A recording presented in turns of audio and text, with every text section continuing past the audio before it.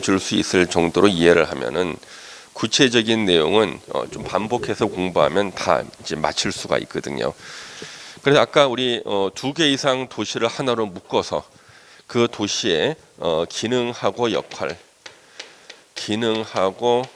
역할을 분담을 시키는 계획이 광역도시계획. 지금 10개 수립돼 있죠. 제일 큰 게 서울, 경기, 인천 묶어놓은 게 제일 커요. 서로 도시를 기능하고 역할을 분담시키기 위해서는 도시가 교통망이 연결이 돼 있어야 되거든요. 그래서 광역 도시 계획 제일 중요한 게 교통망이에요. 그래서 광역 버스 만들고 광역 철도도 만들고 막 그러죠. 예. 그다음에 어느 도시의 목표가 나오는 게 도시 기본 계획. 목표 달성을 위한 토지이용 계획이 도시 관리 계획. 두 개 합쳐서 뭐라고요? 도시계획, 그렇지, 도시계획. 시를 기준으로 하니까. 그다음 이제 수도권 정비 계획은 시험 범위는 아니지만 시험에 계속 나온다. 예, 항상. 요 수도권 정비 계획에서는요, 수도권을요 3개 권역으로 나눠놔요. 그래서 먼저 과밀 억제 권역이라는 게 있고요. 성장 관리 권역이라는 게 있고요. 그다음에 자연 보전 권역이라는 게 이렇게 있고요. 3개의 권역으로 나눠져 있어요. 그러니까 서울, 경기, 인천은 무조건 3개의 권역 중에 하나로 다 지정돼 있어요. 이거는 가끔 뉴스에도 나오죠. 무슨 권역 해가지고. 그러면 우리가 이제 수도권에 이제 서울, 경기, 인천을 수도권이라 그래요. 수도권에만 적용되는 건데 한번 그림을 그려보면은요. 이게 수도권 그림 한번 그려볼게요. 저한테 그림은 기대하지 마세요. 그림 잘 못 그려. 자, 여기가 서울이에요. 서울. 그렇죠?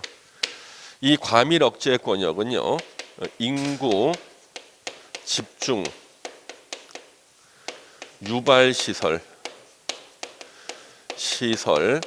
신설이 금지가 돼요. 인구 집중 유발 시설 신설을 금지하는 곳이에요.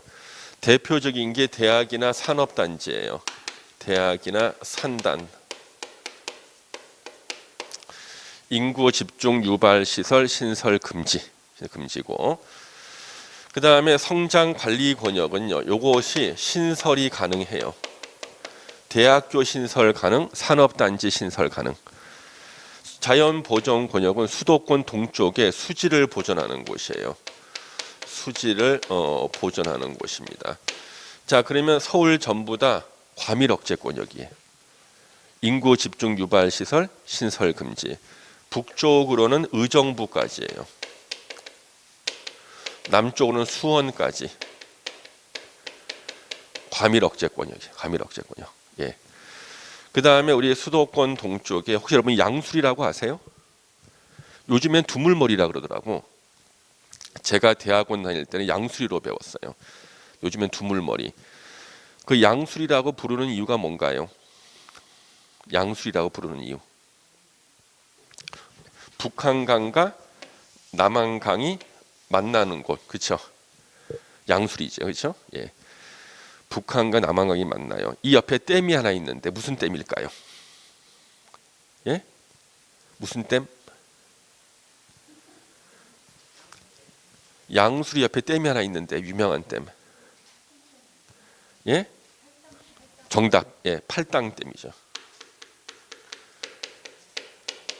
이 팔당댐이 우리 부동산에서는 제일 중요한 댐이에요. 이 팔당댐은요 어떤 역할을 하냐 그러면 수도권에 사시는 분 2,500만 명의 식수원을 공급하는 댐이에요. 수도권 2,500만 명이 먹는 물이 바로 우리 팔당댐 물을 먹고 살아요. 그 정부의 중요한 정책 중에 하나가 팔당댐의 수지를 보호하는 거예요. 팔당댐 수질 보호가 중요한 정책 중에 하나입니다. 그래 이 팔당댐의 수지를 보호하기 위해 정부는요. 여기를 자연 보전 권역이라 그래요. 자연 보전 권역이라 그래 가지고 여기의 특징은 물을 버리면 물이 팔당댐으로 흘러드는 지역들이에요. 저기에서는 버릴 수 있는 오염 물질을 제한해요. 지을 수 있는 건축물의 규모도 제한을 해. 왜? 팔당댐이 오염되면 안 되니까. 그래서 여기가 자연 보전 권역이고요. 이 자연 보전 권역은 행정구역과는 무관해요. 물길 가지고 정한 거야. 물을 버렸을 때 물이 팔당댐으로 오면 다 자연 보전 권역이에요. 그래서 자연 보전 권역인지 아닌지 알아보고 싶다. 요 근처에 가서 오줌을 한번 넣어봐. 어디로 흘러가는 걸 봐. 팔당댐 방향으로 간다 싶으면 거기 자연 보전 권역인 거예요. 그러면 나머지가 다 성장 관리 권역이에요. 성장 관리 권역이에요. 그러면 우리가 여기 자연 보전 권역에 속해 있는 도시가요. 경기도 광주, 여주, 이천 하고 경기도 가평군하고 양평군 이 5개의 시군은요. 도시 전체가 자연 보전 권역에 들어가 있어요. 저 5개 시군에서 물 버리면 물이 어디로 간다는 거야? 팔당댐. 여기서는 지을 수 있는 건물 규모도 제한하고요. 오염 물질 배출하는 것도 다 제한을 해요. 팔당댐의 수질을 보호하기 위해서. 이제 또 조심해야 될 도시가 3개가 나와. 용인시, 용인, 그 다음에 안성, 그리고 남양주. 3개의 도시가 이제 조심해야 되는 아주 특징 있는 도시가 되는 거예요. 우리 용인 그러면 왠지 개발 호재가 있을 것처럼 보이지 않습니까? 근데 용인은 도시의 2분의 1이 자연 보전 권역이에요. 2분의 1은 성장 관리 권역인 거야. 걸쳐 있어. 자연 보전 반씩 걸쳐 있어요. 용인은요. 안성은 5분의 1이 자연 보전 권역이에요. 5분의 1이. 5분의 4가 성장 관리 권역이고 남양주가 제일 특이한 도시입니다. 3개 권역에 다 걸쳐 있어. 남양주는. 남양주가요. 일부는 과밀 억제 권역, 일부는 성장 관리, 일부는 자연 보전 권역에 걸쳐 있다고요. 그러면 제가 그 공무원들 교육하면서 물어봤어요. 남양주에 아는 지명을 말해보라 그러잖아요. 공무원들이 거의 이렇게 얘기해요. 별내, 진접, 진건, 오남, 와부, 퇴계 이렇게 얘기한다고요. 여기가 다 성장 관리 권역이야.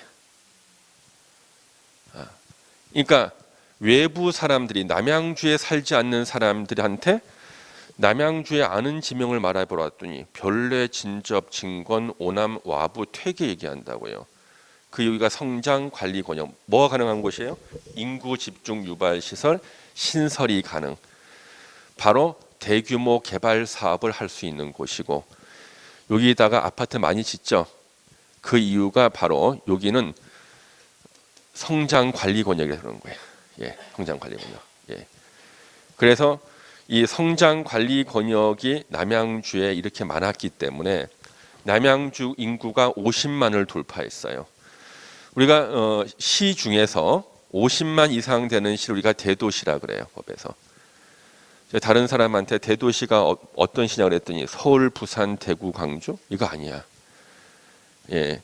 법적인 대도시는요. 시 중에서 특별시 빼고 광역시 빼고 세종특별자치시 빼고 시 중에서 인구 50만 이상의 시를 대도시라 그래요. 대도시가 딱 되는 순간 도지사의 감독을 거의 안 받아요. 도지사는 이제 전화해봤자 전화 안 받아. 그러면 남양주시가 지금 50만 이상의 대도시가 된 게 10여 년 전이죠. 한 12, 13년 됐나요? 예. 10년 넘었어요. 남양주가 12, 13년 됐을 거예요. 남양주시에 50만 번째 주민등록 이전하신 분이 남자분이었어요. 유도 크게 나왔습니다. 50만 번째 주민등록 이전하신 분이 남자분인데 남양주시장이 감사패 전달식을 했어요. 울면서 당신 덕분에 내가 경기도지사의 이제 압박에서 벗어났습니다. 나는 이날을 인디펜던스 데이라고 하고 싶습니다.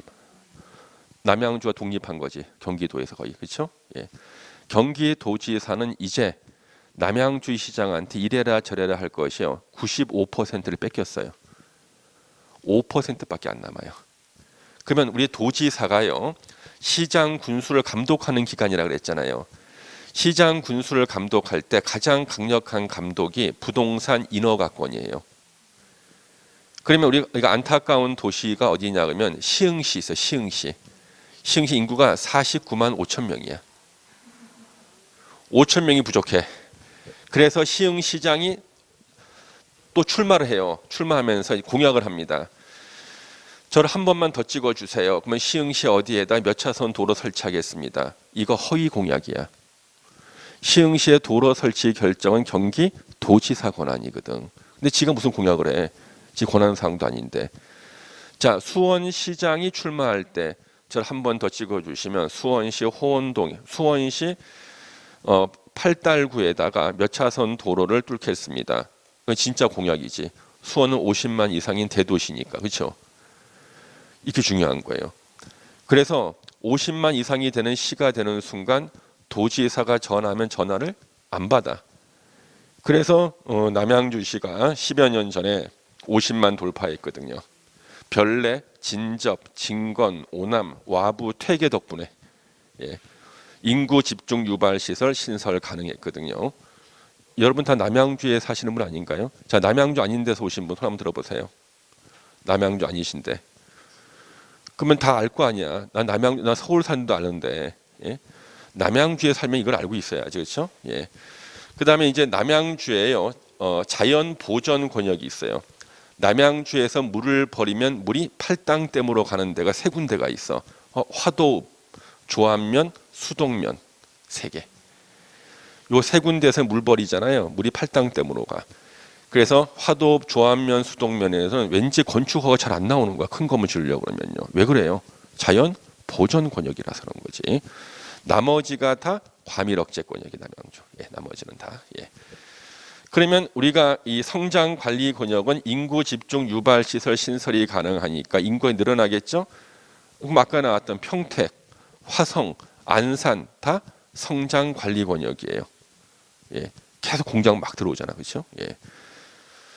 그러면은 경기 북부에 있는 성장 관리 권역은 이상 인구가 안 늘어나.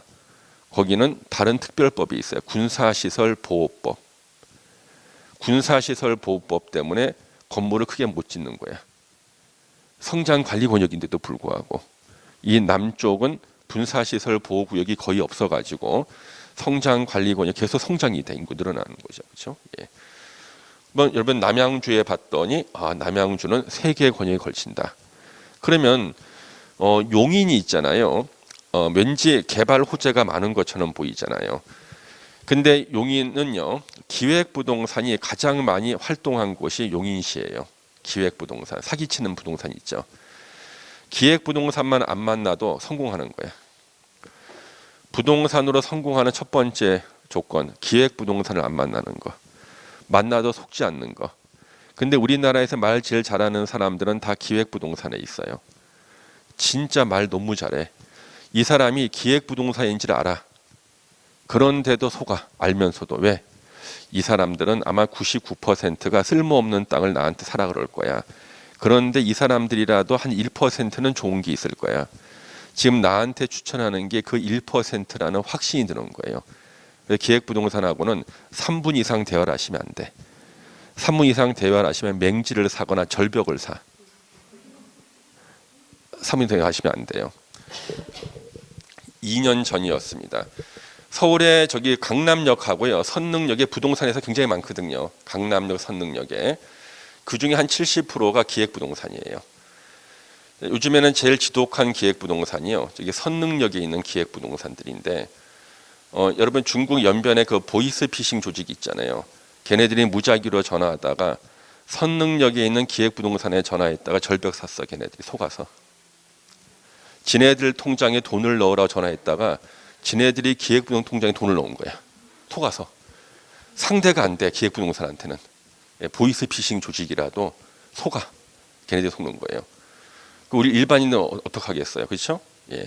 그럼 기획부동산이 없어지지 않는 이유가 있어요. 걔네들은 수수료로 30%를 줘요. 쓸모없는 땅을 갖다가 10억에 팔아주잖아요. 3억을 줘요, 현찰로. 저기 선릉역 기획부동산에는요, 한 100명 정도 앉아 전화기 막 돌리고 있잖아. 수수료 전달식 할 때는요, 이만한 큰 쟁반에다가 5만 원짜리 피라밋을 쌓아요. 2명이 들고 나와.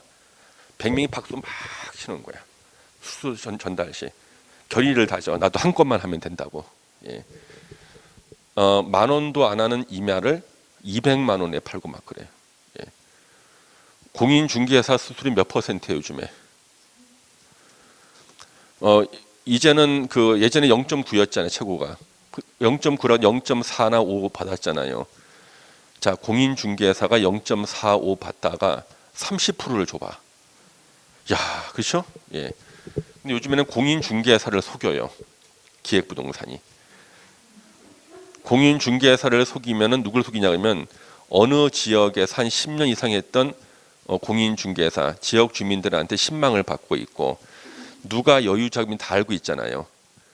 공인중개사를 속이는 거야. 좋은 땅이 있는데 이 땅 투자자를 모아주면은 너한테 30% 주겠다. 0.5% 받다가 30% 주겠다는 거야. 그러니까 자기가 주변에 돈 있는 사람들 전화 다 해서 좋은 땅을 사라고 막 그러는 거야. 곧 신도시 들었을 거야. 막 그러는 거지. 그래서 땅 팔고 30% 받았는데 이제는 숨어 다녀야 돼. 잠적하는 거야. 잠적. 예.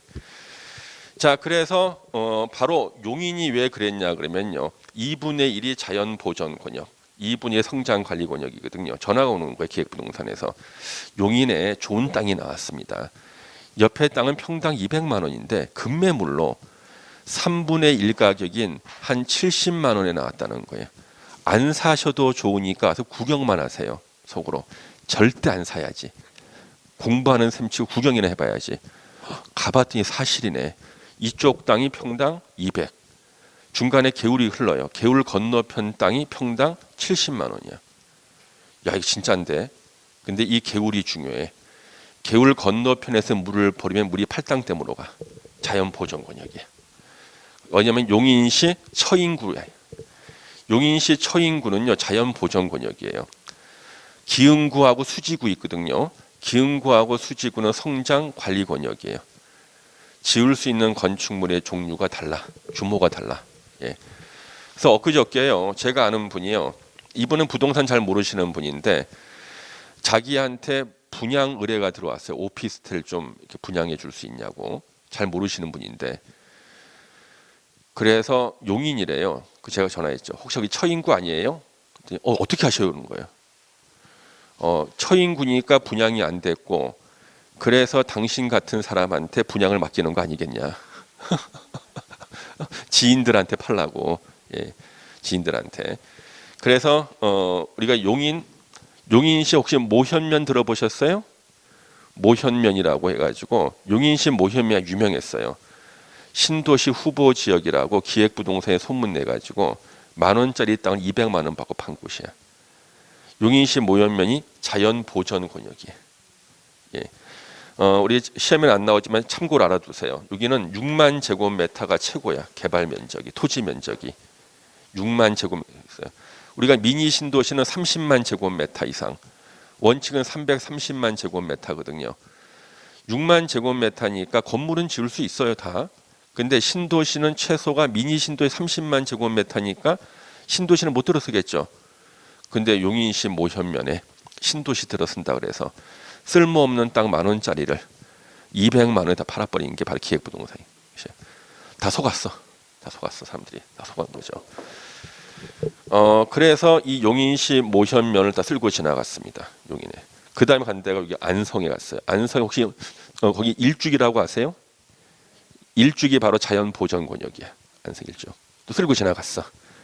이제 남양주로 와가지고 조안면, 수동면, 화도 가니까 경치가 너무 좋고 물도 맑아. 다 문제는 거기 음식점 하나 내기도 힘들어. 예. 이런 문제가 생기죠, 그렇죠? 남양주 영화 촬영소를 매각하고 부산 기장으로 옮기는 작업을 제가 이제 용역을 받았어요. 용역은 부동산 공법 선생 자격을 용역 안 주겠죠. 세종사이버대 부동산학과 교수 자격으로 제 용역을 받았거든요. 용역을 받았는데 봤더니 이게 1,170억에 팔아야 돼. 감정평가 금액이 500억도 안 되겠어. 가치가. 왜? 거기가 조안면에 있거든요. 자연보전 권역이야. 그럼 영화 촬영소를 중단하고 이 건물을 다른 용도로 쓰려고 봤더니 허가 나오는 게 2개밖에 없었어요. 단독주택하고 납골당밖에 안 돼. 누가 사겠어 그거. 예. 그래서 제가 그걸 갖다가 용역비를 아주 적게 받았습니다. 제가 이거 못한다 그랬더니 영화진흥위원회에서 절 자문위원으로 임명하면서 부산국제영화제가 있다는 거야. 레드 카펫을 밝게 해주겠대. 괜찮은데 초대하겠다는 거예요. 그래서 제가 아주 저렴한 비용으로 용역을 받아가지고 3개월에 걸쳐서 밤마다 작업해서 300페이지짜리 남양주 전체 분석과 바로 조합면 영화진흥위에 갖고 있던 영화 촬영소까지 다 분석을 다 했어요. 지금 국회 도서관에 있어요. 그래서 딱 보내고 있는데 초대장이 안 와. 그래서 왜 안 보내 그랬더니 무슨 뭐 영화진흥위원회에서 거기 부산 국제영화제를 하는데 뭐 소송이 붙었대. 거기서 막 내부 분쟁이 생겨가지고 막 시끄럽다고 막 그래. 결국에는 그건 이제 4년 만에 팔았어요. 100억 할인해가지고. 예. 그래서 제가 그때 이제 이 남양주를 갖다 연구를 많이 했었습니다. 남양주 연구하고 허구한 날 조합면 가가지고 야 이거 안 팔리면은 이제 그걸 갖다 임대해야 되는데 임대하는 뭐 쓸 수 있는 것은 단독 주택하고 납골당밖에 안 되잖아요. 그래서 안 팔리면 납골당 하려고 그랬어. 근데 납골당은 남양주 시장이 허가를 안 내주는 거예요. 법적으로는 가능한데 주민들이 싫어한다고 허가를 안 내주는 거지. 그래서 제가 아이디어를 짰어요. 이제 허가 안 나올 거에 대비해서 여기를 갖다가 한류 스타들이 죽으면은 놀러 오는 한류 스타 납골당을 만들어. 예. 그래도 안 돼, 남양주 시장이. 그래도 영화진흥위원회에서는 영화진흥위원회가 지원하는 자금으로 영화를 찍게 되면 출연 배우들은 각서를 쓰게끔 내가 죽으면 남양주로 간다. 예, 이게 가능하다는 거예요. 먼저 죽은 사람들 일로 다 이장하고. 예. 예, 그런데 이제 그 허가를 안 내줘요, 남양주 시장이요. 예. 그래서 여기가 자연보전 권역이 이제 분위기 아시겠죠? 자, 이해되시죠? 자, 그러면 이제 우리가 공부하는 국토계획법에서도 이렇게 나와요. 수도권 정비계획법상 자연보전 권역에서는 얼마 이내로 건물을 지어야 된다. 또는 토지를 개발해야 된다. 이런 말이 나온다고요. 그랬을 때 이것이 이제 이해가 될 수 있잖아. 자연보전의 분위기 알잖아요. 그렇죠? 그 다음에 뭐 주택법에서 뭐 성장관리 권역에서 분양권 전매에 대해서는 왜 이렇게 규제가 심할까? 이게 뭐야? 인구 집중 유발 시설이 막 신설이 되고 인구가 늘어나는 곳이니까 분양권 전매 규제가 심하겠죠. 그렇죠? 그다음에 과밀 억제 권역이니까 과밀 억제 권역에서는 아무래도 재건축 같은 거 했을 때 분양권 많이 주면 안 되겠죠. 과밀 억제 권역이 그렇잖아요. 세대 수가 늘어나는 걸 좀 줄여야 될 테니까 이런 느낌 오죠. 그걸 알면은 국토계획부터 농지법까지 이 말이 계속 나와요. 계속 나와. 근데 이 말이 무슨 뜻인지 모르고 국토계획법부터 도시개발법, 정비법, 건축법, 주택법, 농지법을 공부하고 나면은요 다 외워야 돼. 말 뜻을 모르니까. 근데 우리는 이미 세 개의 권역의 특징을 알죠. 그러니까 이제 우리는 이해가 되기 시작하는 거죠. 다른 법에 나올 때 시험 범위는 아니지만 시험에 나온다. 그럼 지금 또 안타까운 도시가 의정부시예요. 아까 우리 의정부시는 과밀 억제 권역이라고 그랬잖아요. 인구 집중 유발 시설 신설 금지. 근데 의정부는요 인구가 43만 명이에요. 근데 안산시는 인구가 77만 명인데 성장 관리 권역이에요. 경기도 안산시 77만 성장 관리 권역. 의정부 44만인데 43만 과밀 억제 권역이에요. 뭔가 불합리하죠. 그 의정부가 국토부에다 건의를 한 거예요. 국토부 장관한테 우리 의정부를 성장 관리 권역으로 바꿔주세요. 막 그러는 거지. 근데 의정부 위에 있는 양주시하고 동두천시가 결사반대. 두 개 시는 성장 관리 권역이에요. 그러면 우리가 경기 북부에다가 공장을 짓고 싶은 사람들은 의정부에 허가 안 나오죠. 어디로 가야 돼? 양주나 동두천으로 가야 되잖아요. 만약에 의정부가 성장 관리 권역 되면 의정부는 서로 붙어 있잖아요. 저라도 의정부에다가 공장 지어. 그러면 지금까지 의정부가 과밀 억제 권역이었기 때문에 먹고 산 시가 양주시, 동두천시예요. 두 시가 결사 반대하는 거예요. 예. 그래서 아직 여기 의정부시가 성장 관리 권역이 아니라 계속 과밀 억제 권역이 된 거예요. 예. 그런데 이제 최근에 양주시가 배신하려고 그래, 동두천시를. 양주하고 동두천 합쳐봤자 50만도 안 되거든요. 그러니까 양주가 내가 의정부하고 힘을 모으면은 50만 이상의 대도시가 될 테고, 그 다음에 성장 관리가 바뀔 수가 있잖아요. 의정부하고 친하게 지내려면 양주시가 요즘에는요. 예, 가난한 동두천을 버리고 의정부하고 친하게 지내고 싶어 합니다. 의정부는 지금 인구가 43만, 7만 명이 부족해서 50만이 안 되죠. 그러면 가장 최근에 경기도지사 전화를 안 받던 시장이 누구냐 그러면요, 화성시장이에요. 화성시가 인구가 50만 돌파한 지 이제 6년, 7년 됐나 그럴 거예요. 수도권 인구 증가율 1위인 도시, 예, 화성시죠. 제가 예전에 화성시 공무원들 교육하러 갔었거든요. 밤에 10시에 넘게 끝났어요. 이제 병점역 쪽으로 가야 되는데 걸어가려니까 뒤에서 교육받았던 과장님이 달려오는 거예요. 교수님, 그쪽으로 밤에 가시면 안 됩니다 그러는 거예요. 왜요? 7번째 피해자가 발견된 곳입니다. 그랬던 바로 그 위치가 지금 거기에 화성에 홈플러스가 들어서 있더라고요. 홈플러스가 들어서 있더라고요. 와, 찜찜하죠, 그렇죠? 예. 그랬던 화성시가 인구 50만이 돌파돼서 도지사 전화를 안 받아. 자, 여기서 이제 하나 질문해 볼게요. 전국의 그 도지사 중에서 힘이 가장 없는 도지사가 어느 도의 도지사일까요? 예? 경기도죠. 왜? 50만 이상 되는 시가 제일 많잖아. 뭐 고양시, 수원, 안산, 화성, 남양주, 성남시 다 50만 넘잖아요. 전화 안 받아요. 예. 그러니까 경기도지사는 힘은 없어. 단지 상징적인 거지. 수도권에 있는 도지사라고. 그러니까 매일 있잖아. 그 경기도지사 만만한 그 사람들이 있어요. 동두천시장, 양주시장, 의정부시장, 5천 명이 부족한 시흥시장. 시흥시장 미치려고 그래요. 왜? 인구는 54만 명이야. 주민등록은 49만 5천 명이에요. 그 시와 공단에 그 외국인 근로자들이 많아가지고 주민등록상 인구가 안 되니까. 예. 얼마나 화가 나겠습니까, 그렇죠? 예. 그래서 인구 50만을 돌파하는 게 그렇게 중요하고, 그래서 가장 힘이 있는 도지사가 경상남도 도지사. 50만 되는 시는 몇 개 거의 없는데 몇 개 없죠. 한 3, 40만 되는 시가 많잖아요. 세금은 많이 걷어. 도세를 내야 돼. 도세. 시군이 도세를 내야 돼. 근데 대들 만한 시장은 없어. 얼마나 좋아요, 그렇죠? 예. 그래서 이 50만이라는 게 대도시고, 그러면 우리 경기도에 있는 시장 중에서 도지사한테 가장 많이 대드는 시장이 어느 시장일까요? 경기도에 있는 시의 시장 중에서 경기도지사한테 가장 많이 대드는 시장. 예? 남양주 시장은 이번에 한 번 대든 거지. 그냥 회계감사 하나 가지고. 그 정도는 대든 것도 아니에요. 거의 위협을 하는 정도야. 도지사가 코너에 몰릴 정도로. 예. 수원시장이. 수원시장. 여러분, 경기도는 도는 직할하는 땅이 없다 그랬죠. 도는 직할하는 땅이 없어요. 감독기관이잖아요. 경기도청 건물이 어디 있습니까? 수원에 있어. 도와 관련된 건물들은 거의 다 수원에 있거든요. 그러면 경기도청 건물을 개축이나 증축을 하고 싶어. 근데 우리가 앞으로 공부할 건축법에는요, 도지사는 건축 허가권자가 될 수가 없거든요.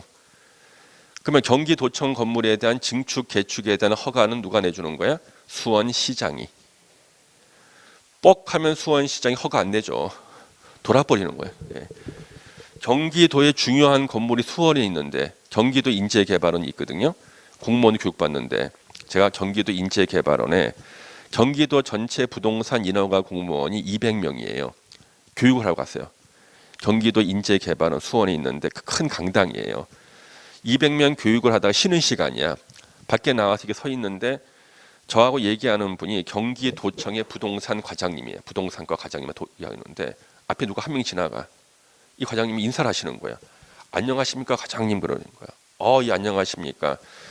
시간 나시면 시청에 한번 들어왔다 가세요 그러는 거예요. 그분이 수원시 부동산 과장님이신데 도청 과장님한테 시간 나면 시청에 한번 들어왔다 가래.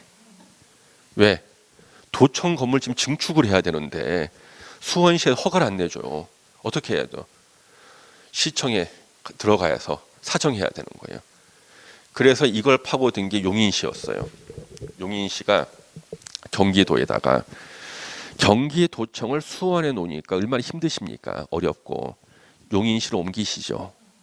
우리가 우대해 주겠습니다. 수원도 예전에 우대해 줄 것처럼 했거든. 가면 또 생각도 달라지는 거지. 예, 그래서 지금은 경기도청을 흩어나 어느 한 군데 모으지 않으려고 지금 그래요. 흩어나. 그러니까 교육청을 갖다가 용인시로 옮겨야겠나 막 그러고. 경기도 교육청에 한번 옮겨보자. 이런 거죠. 흩어놓는 거죠. 그래서 수원시장이 대단해요. 수원시장. 예. 도지사도 함부로 못 하잖아요. 그래서 뉴스 보면 여러분들 수원시장한테 도지사가 뭐라고 한 적이 있는가? 없죠. 못해. 바로 보복 들어와. 바로 보복 들어와. 예, 그렇다는 거죠. 이게 바로 우리나라 뭐예요? 행정 체계, 행정 계획. 이해되시죠? 예. 그래서 이런 것들을 알고 있으면은 우리가 외울 것이 대폭 줄어들어요. 이해를 하는 거예요, 하나씩. 그리고 공부를 하다 보면은요, 이제 부동산에 대해서 귀가 뚫려. 전에는 9시 뉴스를 봤는데 부동산 뉴스인데 저게 무슨 뜻인지는 모르겠어. 예. 여러분 이제 도시 및 주거환경 정비법 공부하고 나면 재개발 재건축도 이제 뭔지 알 거야. 그렇죠? 그래서 중개사 공부를 할 때 이 공법 공부를 하게 되면은 물론 시험도 대비하지만 9시 뉴스를 들었을 때 부동산 관련 뉴스에 이제 귀가 뚫리는 거야. 무슨 말인지 알아듣는 거지. 한 몇 달만 지나 이제 한 3개월만 지나고 나면은 가족들한테 자기가 해설을 해주는 거야. 뉴스를. 예. 우리 와이프가 부동산 뉴스나 저한테 물어본다. 저 뭐라 그럴 것 같아요? 나는 모른다 그럽니다. 안다면 설명해 줘야 될 거 아니야. 나는 무슨 모른다 그래요. 나보고 아니 부동산학과 교수가 왜 그걸 모르냐고 그래서 나는 그래도 몰라. 예. 저는 학원에서만 입을 열어요. 예. 집에서는 저는 입을 열질 않아. 지난번에 우리 그 아파트에서 이제 헬스를 하는데 제가 TV 방송에 많이 나왔거든요. 그래가지고 이번 뭐 유튜브나 이런데 박종철하고 뭐 네이버나 검색하면 제가 뭐 하고 다니는지가 나와요. 그래서 네이버에 박종철 검색하면 일단 고문당해서 죽은 사람이 제일 먼저 나올 거야. 그 다음에 아마 제가 나올 건데 제 주변 사람들이 제가 뭐 하고 다니는지는 인터넷 검색해서 확인을 해요. 뭐 신문 기사도 나오고 그러면 제가 뭐 했다는 게 나오거든. 어디 뭐 심의했다, 특강했다 나오니까. 그래서 여러분들이 한 3개월만 공부하시면 이제 본인의 이제 부동산 관리가 가능해져. 예. 이제는 부동산이 뭔지 알게 되거든요.